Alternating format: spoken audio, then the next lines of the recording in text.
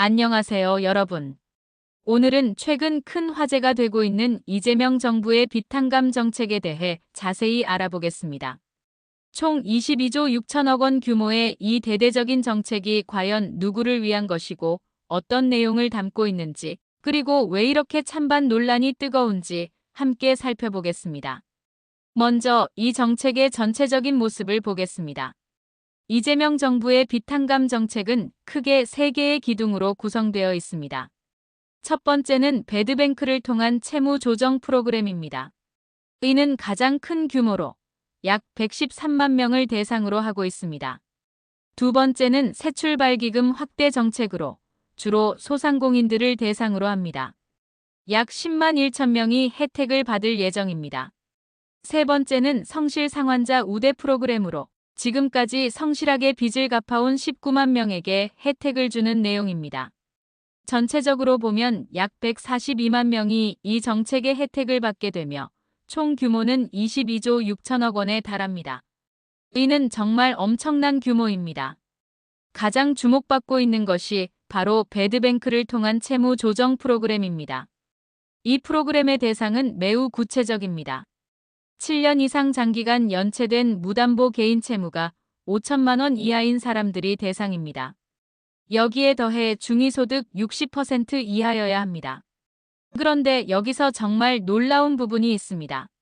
만약 처분 가능한 재산이 전혀 없다면 채무를 전액 소각해준다는 것입니다. 쉽게 말해 빚을 완전히 없애준다는 뜻입니다. 상환 능력이 조금이라도 있는 경우에는 원금의 최대 80%를 감면해주고 나머지 20%를 10년에 걸쳐 분할 상환할 수 있도록 해줍니다. 예를 들어 5천만 원의 빚이 있는 사람이라면 1천만 원만 10년에 걸쳐 갚으면 되는 겁니다. 월 8만 3천 원 정도만 내면 되는 거죠. 이 프로그램의 규모는 정말 압도적입니다.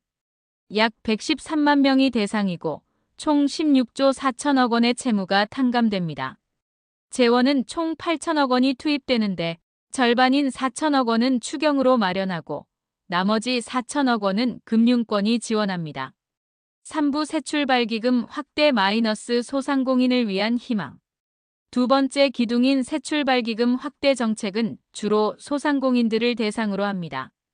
대상은 중위소득 60% 이하의 저소득 소상공인들이며 총 채무가 1억 원 이하인 경우에 해당합니다. 이 프로그램의 지원 내용은 더욱 파격적입니다. 원금의 최대 90%까지 감면해주고 나머지를 최대 20년에 걸쳐 분할 상환할 수 있도록 해줍니다. 1억 원의 빚이 있다면 1천만 원만 20년에 걸쳐 갚으면 되는 거죠. 월 4만 2천 원 정도만 내면 됩니다. 조정 방식은 두 가지입니다. 채권 매입형은 감면을 의미하고 중개형은 이자와 상환 기간을 조정해주는 방식입니다. 이 프로그램으로 약 10만 1천 명이 혜택을 받으며 총 6조 2천억 원 규모의 채무가 조정됩니다. 재원은 추경으로 확보한 7천억 원이 투입됩니다. 세 번째는 성실 상환자 우대 프로그램입니다. 이는 지금까지 성실하게 빚을 갚아온 사람들에 대한 배려 차원입니다. 현재 성실하게 상환 중인 19만 명에게 우대금리를 제공하거나 이자를 1%포인트 감면해줍니다. 또한 채무자 지원센터를 추가로 설치하고 컨설팅과 창업 취업 지원도 병행합니다. 이는 빚을 성실하게 갚아온 사람들이 역차별받는다는 비판에 대응하기 위한 조치로 보입니다. 이런 대규모 비탄감 정책이 나오게 된 배경을 살펴보겠습니다. 첫째, 코로나19 팬데믹으로 인한 경제적 타격입니다.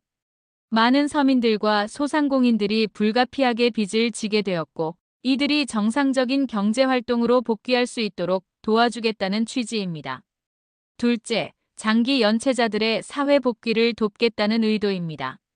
7년 이상 연체된 채무는 사실상 회수 불가능한 상태인 경우가 많습니다.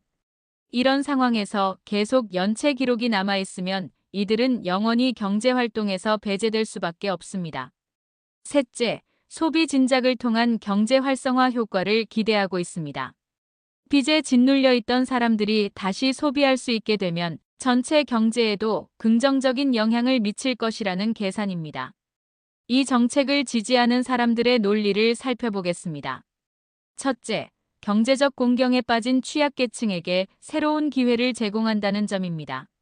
한번 빚의 늪에 빠지면 평생 헤어나올 수 없는 구조에서 이들에게 재기의 기회를 준다는 것은 분명히 의미가 있습니다. 둘째, 코로나19라는 전 국민적 재난 상황에서 불가피하게 생긴 빚에 대해서는 국가가 책임져야 한다는 논리입니다.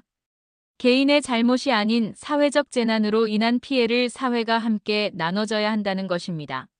셋째, 장기적으로 보면 이들이 다시 경제활동에 참여할 수 있게 되어 세수 증가와 경제 활성화 효과를 가져올 것이라는 기대입니다. 반대하는 사람들의 논리도 만만치 않습니다. 가장 큰 비판은 형평성 문제입니다. 오랫동안 어려운 상황에서도 성실하게 빚을 갚아온 사람들이 역차별받는다는 지적입니다. 같은 조건에서 빚을 갚지 않은 사람이 더 큰 혜택을 받는다면 이는 분명히 불공정합니다. 둘째, 도덕적 해이 문제입니다. 빚을 갚지 않아도 된다는 잘못된 메시지가 사회에 퍼질 수 있다는 우려입니다. 이로 인해 신용 질서가 무너질 수 있다는 걱정이 있습니다. 셋째, 막대한 재원이 투입되는데 이것이 정말 효과적인 정책인지에 대한 의문입니다.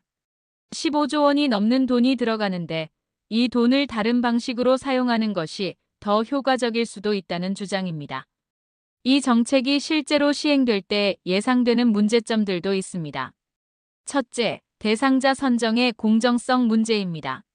중위소득 60% 이하, 처분 가능한 재산 없음 등의 기준을 어떻게 정확히 판단할 것인가 하는 문제입니다. 이 과정에서 형평성 논란이 또 생길 수 있습니다. 둘째, 금융기관들의 반발 가능성입니다. 채권 회수를 포기해야 하는 금융기관들이 이를 순순히 받아들일지 의문입니다. 셋째, 정책 시행 과정에서의 혼란 가능성입니다. 142만 명이라는 대규모 대상자를 관리하고 각각의 상황을 정확히 파악하는 것은 쉽지 않은 일입니다. 비슷한 정책을 시행한 해외 사례들을 보면 어떨까요?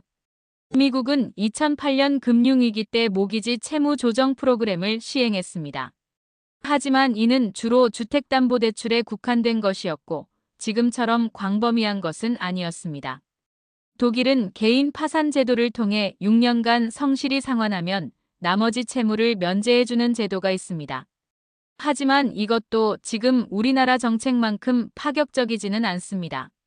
전 세계적으로 봐도 이번 정책만큼 대규모로 그리고 이렇게 파격적인 조건으로 빚을 탕감해주는 정책은 찾아보기 어렵습니다. 이 정책이 실제로 효과를 거둘 수 있을지 분석해 보겠습니다. 긍정적인 측면에서는 확실히 많은 사람들이 빚의 굴레에서 벗어날 수 있을 것입니다. 이들이 다시 소비할 수 있게 되면 경제 전체에도 도움이 될 것입니다. 하지만 부정적인 측면도 있습니다. 도덕적 해이가 발생하면 앞으로 빚을 내는 사람들이 상환에 대해 느슨해질 수 있습니다. 이는 장기적으로 금융 시스템에 악영향을 미칠 수 있습니다. 또한 이런 정책이 한번 시행되면 앞으로도 비슷한 정책에 대한 기대감이 생길 수 있습니다. 이는 신용 질서를 근본적으로 흔들 수 있는 요소입니다. 빚 탕감 대신 다른 방법들도 있었을 것입니다. 첫째, 저금리 대환대출 확대입니다. 빚을 없애주는 대신 아주 낮은 금리로 갈아탈 수 있도록 해주는 방법입니다. 둘째, 일자리 창출과 소득 지원 정책입니다. 빚을 없애주는 것보다 이들이 스스로 빚을 갚을 수 있는 능력을 키워주는 것이 근본적인 해결책일 수 있습니다. 셋째, 금융교육 강화입니다. 앞으로 이런 상황이 반복되지 않도록 금융 리터러시를 높이는 것도 중요합니다. 이재명 정부의 빚 탕감 정책은 분명히 전례 없는 파격적인 정책입니다. 이 정책의 핵심은 경제적 어려움에 처한 서민들과 소상공인들에게 새로운 기회를 주겠다는 것입니다. 코로나19라는 특수한 상황에서 생긴 채무에 대해서는 사회가 함께 책임지겠다는 의지의 표현이기도 합니다. 하지만 형평성과 도덕적 해이 문제는 여전히 큰 우려사항입니다. 성실하게 빚을 갚아온 사람들이 상대적 박탈감을 느낄 수 있고 신용 질서가 흔들릴 수 있다는 비판도 타당합니다. 결국 이 정책의 성공 여부는 실행 과정에서의 공정성과 효과성에 달려 있을 것입니다.